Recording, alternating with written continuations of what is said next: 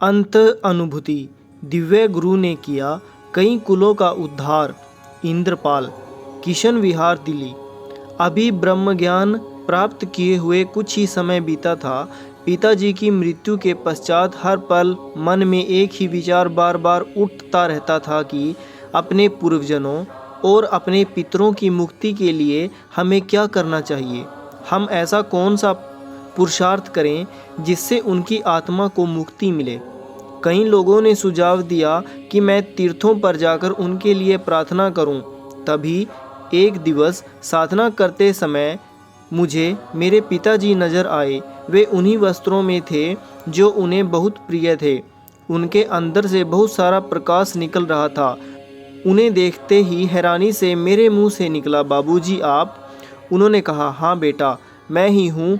तुमने अपने गुरुदेव से जिस ब्रह्म ज्ञान की प्राप्ति की है उससे मैं बहुत प्रसन्न हूँ। आज मैं तुम्हें यह कहने आया हूँ कि तुम डटकर उनकी सेवा करना और हमेशा उनके दिखाए मार्ग पर चलना।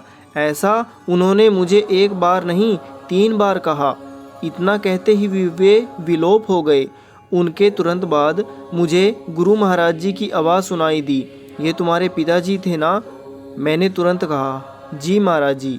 मैं प्यार से उन्हें बाबूजी कहकर बुलाता था। महाराज जी बोले, अब यहाँ देखो। महाराज जी के इतना कहते ही मुझे भारी संख्या में लोग बैठे दिखाई दिए। महाराज जी, जानते हो ये सब कौन है?